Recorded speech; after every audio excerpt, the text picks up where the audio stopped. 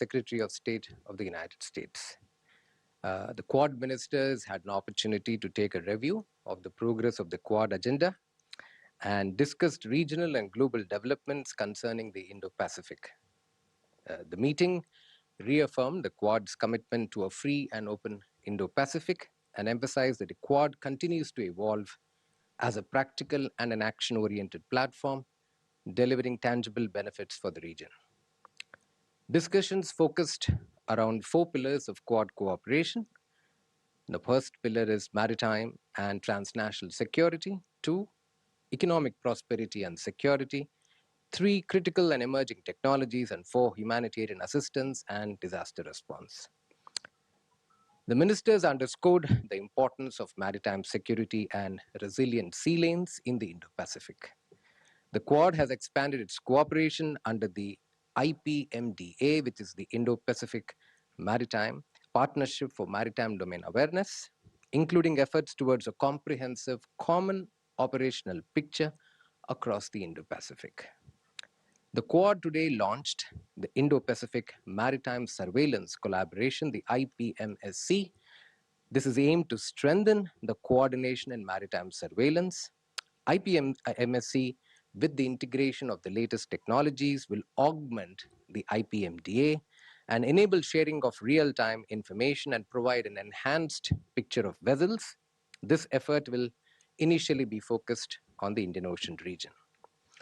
Counterterrorism is a significant pillar of the Quad cooperation. Ministers strongly condemn terrorism in all its forms and manifestations, including cross-border terrorism. The joint statement specifically condemned the terrorist attack in Pahalgam in April 2025 and reiterated the need for decisive international action against terrorist entities, financiers, and sponsors. Economic security and resilient supply chains featured prominently in the discussions. The Quad announced the Quad Critical Minerals Initiative framework to strengthen cooperation in mining, processing, recycling, and investment across trusted critical mineral supply chains. The idea is to mobilize public and private sector support and deepen cooperation in various areas, including regulatory practices, investment facilitation, recycling technologies, and resilient supply chains essential for advanced manufacturing and emerging technologies. The ministers underlined the importance of freedom of navigation, unimpeded commerce, and the safety and security of seafarers, including through key maritime routes. In light of the recent disruptions in global energy markets, the Quad has launched the Quad Initiative on Indo-Pacific Energy Security. The effort is aimed at leveraging the unique resources that Quad partners bring to the table, and the idea is to come up with an engagement plan that will focus on technology, management, international market analysis, and emergency response. Building on the success of the Quad Ports of the Future conference that India had hosted in Mumbai last year, the Quad has reaffirmed its commitment to trusted and resilient infrastructure, including port infrastructure development in Fiji. The ministers emphasized the importance of trusted technology partnerships in areas such as 5G, 6G, AI, Open RAN, semiconductors, digital standards, and strengthening undersea cable connectivity across the Indo-Pacific. The Quad also announced cooperation on next-generation communication standards and digital identity interoperability. The Quad reaffirmed its commitment to practical cooperation in the domain of HADR. The Quad also highlighted progress under the IPLN, which is the Indo-Pacific Logistics Network, which is aimed at enabling faster and more effective civilian disaster response across the Indo-Pacific.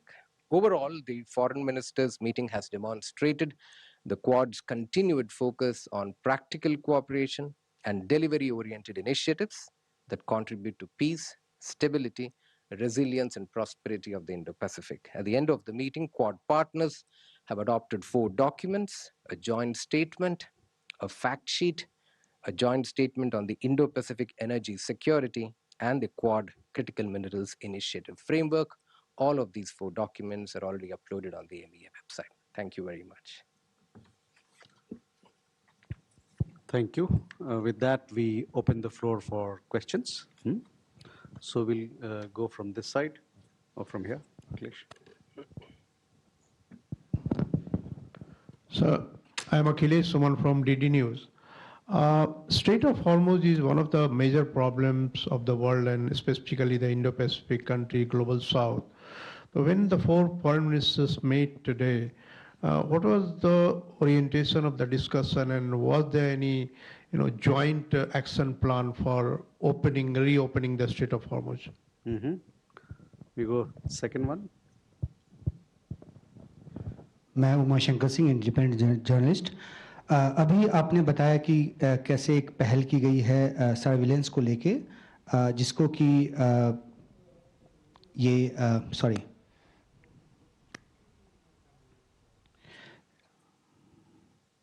Indo Pacific maritime surveillance collaboration की जो पहल है वो की गई है।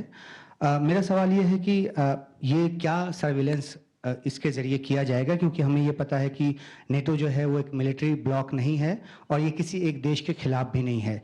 क्या ये एक कलेक्टिव डिफेंस मैकेनिज्म की तरफ बढ़ने का पहला कदम उस तौर पे इसको देख सकते हैं? Thank you.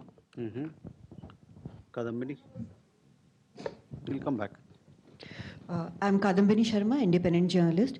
So I want to ask this question on critical minerals understanding. It says that the framework will strengthen critical mineral supply chains in mining, processing and recycling. So what is this system of recycling? Where will there be any special systems in countries or specifically in India? Thank you, sir. Neeraj. Sir, Neeraj, news 18 India से। आज संयुक्त press वार्ता के दौरान ये कहा गया कि 18 महीने में तीसरी विदेश मंत्रियों की बैठक है। अब से थोड़ी देर पहले आपने कहा कि 11वीं विदेश मंत्रियों की बैठक है, लेकिन अब तक 18 महीने में कोई लीडर सम्मेलन नहीं हुआ है और ये माना जा रहा है कि अमेरिका बहुत गंभीर नहीं है इसे लेकर।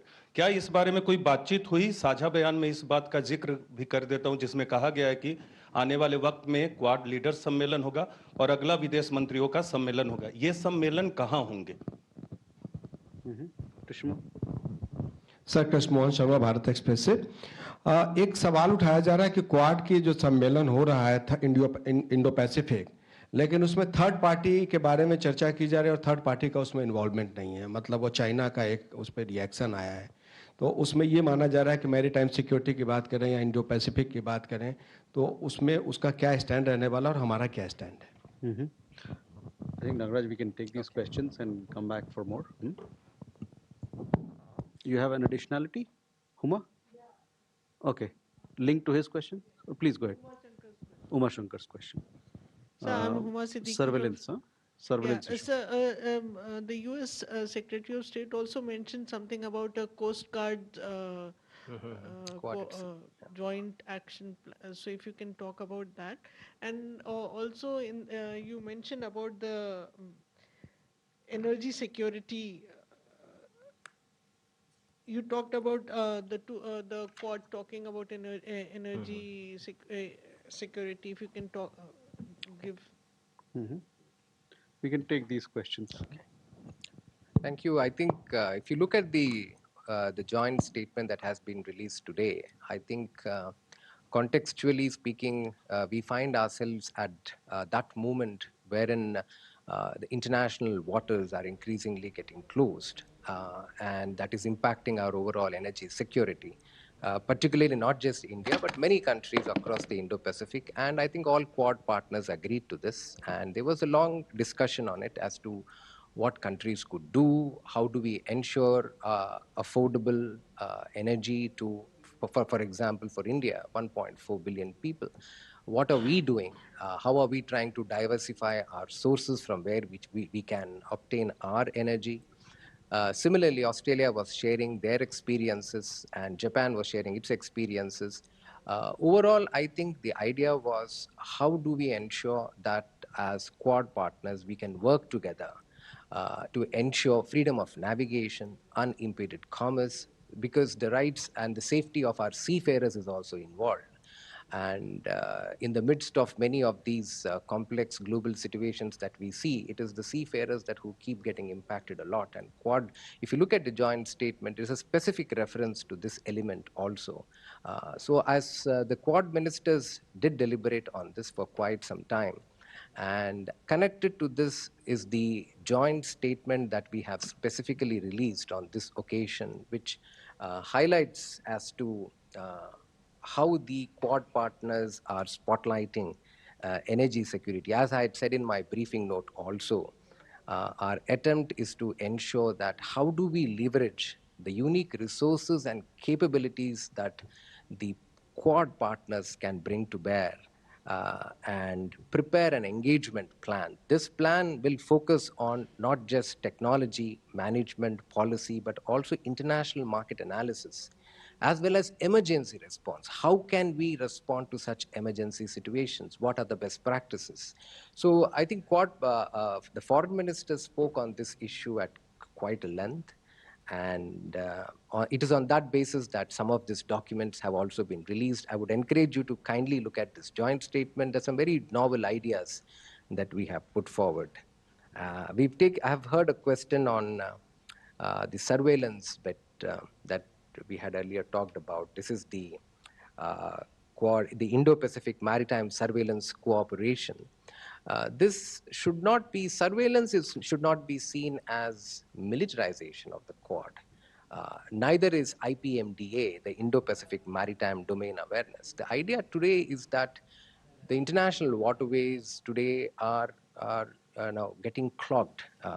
At the same time, there are a lot of gray ships around. There are dark ships around. So countries, in the Indo-Pacific sometimes do not have access to such technologies. So Quad partners have come together. Some of these technologies are very, very expensive. They are available commercially.